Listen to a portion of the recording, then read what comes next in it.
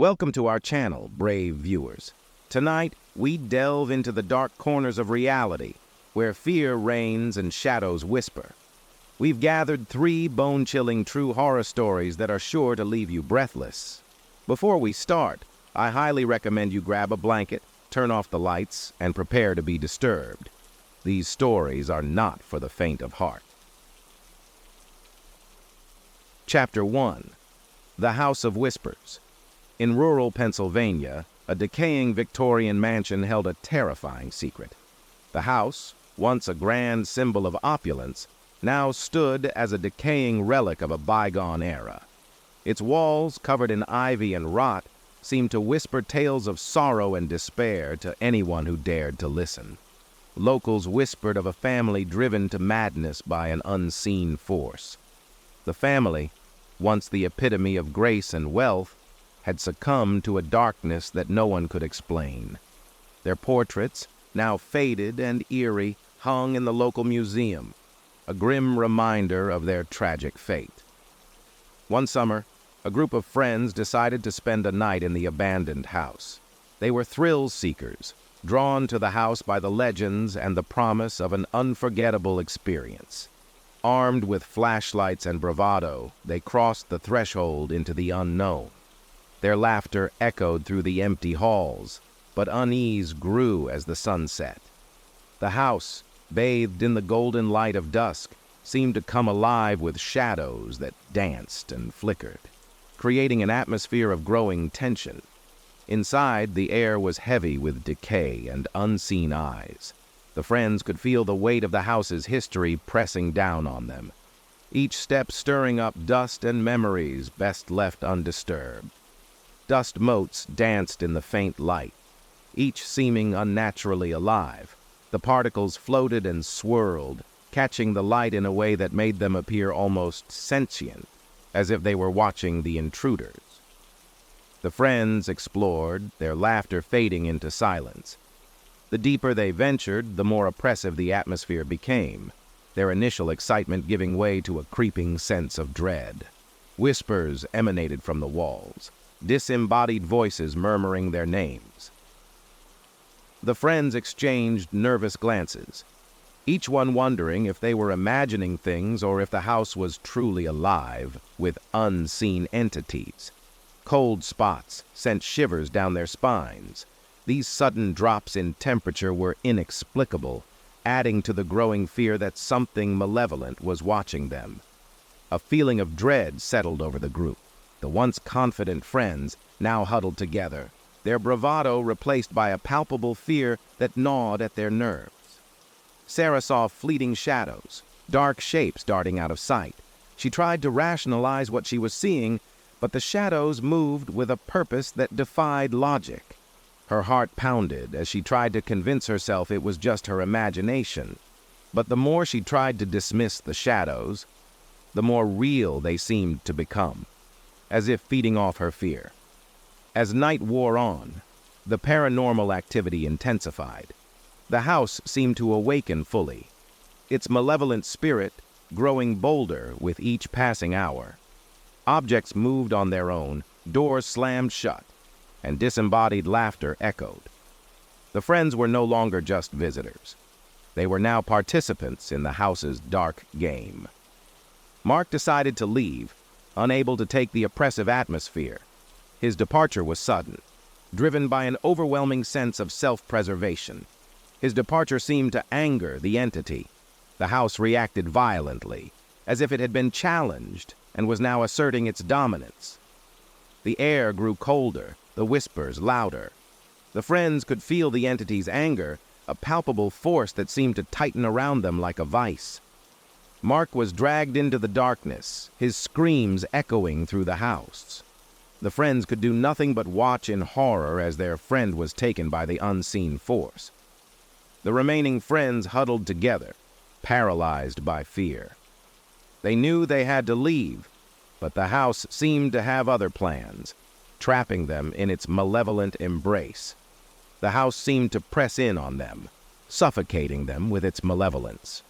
Every breath was a struggle, the air thick with an unseen, oppressive force. The whispers grew louder, morphing into guttural growls. The friends could feel the entity's presence growing stronger, its intentions more sinister. The shadows danced more violently, and the temperature plummeted. The friends could see their breath in the air, a stark contrast to the oppressive heat they had felt earlier. They were surrounded, hunted by something they couldn't see. The house had become a labyrinth of terror, each room a new nightmare. Days turned into nights, and hope dwindled. The friends lost track of time, their world reduced to the confines of the haunted house. The entity revealed itself, a grotesque mockery of human form. Its appearance was a twisted amalgamation of the family's tormented souls, a living embodiment of the house's dark history. One by one, it took them, dragging them into the darkness.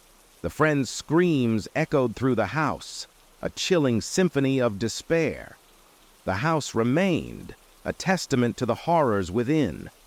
It stood as a silent sentinel, guarding its secrets and waiting for the next group of unsuspecting victims.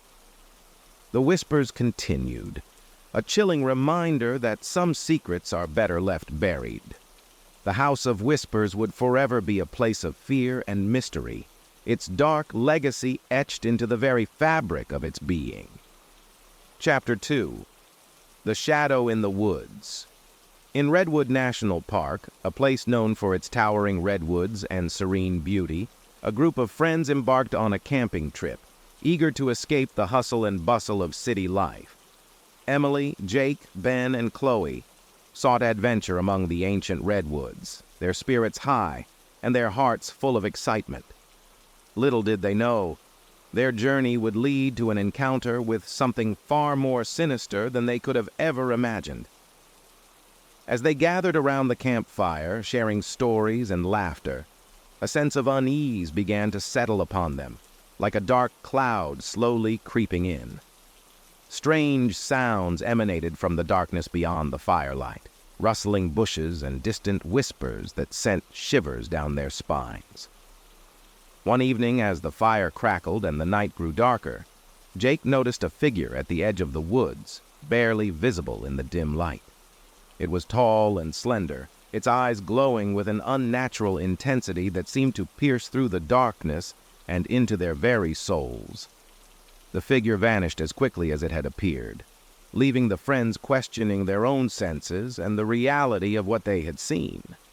The friends' encounters with the shadowy figure grew more frequent, each sighting more unsettling than the last. It seemed to be toying with them, always watching, always present, a constant reminder of the unknown terror lurking in the woods. Their laughter died down, replaced by tension and fear, as the once comforting sounds of the forest became ominous and foreboding. The rustling leaves and distant animal calls now felt like warnings, as if the forest itself was trying to tell them to leave. Emily had vivid nightmares of the figure standing over her, its glowing eyes staring into her soul, leaving her drenched in sweat and gasping for breath. Jake heard whispers promising pain and suffering, voices that seemed to come from the very shadows around them, filling him with dread. Ben tried to rationalize their experiences, convincing himself that it was all in their heads. But he couldn't shake the feeling of dread that clung to him. Chloe seemed unfazed, maintaining her calm demeanor. But then she vanished without a trace, leaving the group in a state of panic. The friends searched frantically, calling out her name and scouring the woods, but Chloe was gone, as if she had been swallowed by the forest itself. Devastated and terrified, they fled the forest, their dreams of a peaceful getaway shattered by the horrors they had witnessed. They emerged forever changed, haunted by the memories of the shadowy figure and the loss of their friend, their faces etched with trauma. Redwood National Park, once a symbol of natural beauty and tranquility, became a symbol of their trauma, a place they would never forget. A reminder of the darkness lurking just beyond reality, waiting to emerge and shatter the peace of unsuspecting souls. Chapter 3. The Curse of the Collector. In a quaint New Orleans antique shop nestled among the cobblestone streets and historic buildings, a mysterious artifact awaited its next owner. The shop was filled with relics from the past, each with its own story, but none as dark and enigmatic as the one that lay hidden in a dusty corner. An ornate silver locket, etched with strange symbols that seemed to dance in the light, exuded an aura of allure and danger. It was as if the locket itself was whispering secrets from a bygone era, drawing in those who dared to listen. The shop's proprietor, an elderly man with a knowing look in his eyes, warned of the locket's dark history. He spoke of previous owners who had met untimely and mysterious ends, but curiosity and the promise of uncovering hidden truths often prevailed over caution. Anna, a struggling artist with a penchant for the unusual, bought the locket, dismissing the warnings as mere superstition. She was drawn to its beauty and the mystery it promised to unravel, believing it would inspire her art. At first, nothing seemed out of the ordinary. Anna wore the locket as she painted, feeling a strange sense of connection to it, but attributing it to her vivid imagination. But soon strange things began to happen. Shadows seemed to move on their own, and whispers filled the air when no one else was around. The once cozy apartment began to feel like a haunted house. Anna had vivid nightmares, filled with dark, foreboding images. Her paintings, once vibrant and full of life, took on a sinister quality, depicting scenes of despair and darkness that she couldn't explain. She became obsessed with the locket, spending hours studying its intricate engravings. The symbols seemed to shift and change, revealing new patterns and meanings that eluded her understanding. Her apartment transformed into a prison of fear and paranoia. The once bright and airy space became dark and cluttered, filled with unfinished paintings and sketches of the locket's symbols. One evening, as she sat alone in her dimly lit studio, she felt a sharp pain in her chest. It was as if the locket was tightening its grip on her very soul. The locket glowed with an eerie light, its symbols shifting and pulsating as if alive. The room filled with an otherworldly energy that made the hairs on the back of her neck stand on end. In that moment, Anna realized the horrifying truth. The locket was alive, feeding on her life force. It was a parasite, drawing strength from her very essence. She tried to remove it, but it clung to her flesh, its metal tendrils digging into her skin. Panic set in as she struggled, but the locket's grip only tightened. She screamed for help, but the shadows in the room seemed to close in on her, muffling her cries. The air grew thick with a sense of impending doom. As her vision faded, shadowy figures materialized around her. They were indistinct, their forms shifting and blending with the darkness. But their presence was undeniable. They reached for her, their cold, spectral hands brushing against her skin. Eerie laughter echoed in the darkness, a chilling reminder of the locket's malevolent power. The locket lay on the floor beside Anna's lifeless hand, its glow fading as it released its hold on her. It had claimed another victim, its hunger temporarily satiated. Its hunger satiated for now. The locket's symbols returned to their dormant state, waiting for the next unsuspecting soul to fall under its spell. The curse of the collector lived on, passed to the next unsuspecting soul. The locket found its way back to the antique shop, ready to ensnare another victim in its web of darkness. A chilling reminder that some artifacts are better left untouched. The shop was filled with such items, each with its own dark history and malevolent power. And some secrets are best left buried. The locket's story was just one of many, a testament to the dangers that lurk in the shadows of the past. Thank you for joining us tonight, brave viewers.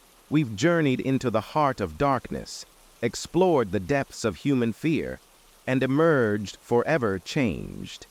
If you enjoyed these terrifying tales, be sure to give this video a thumbs up and subscribe to our channel for more spine-chilling content. Until next time, sleep tight if you dare.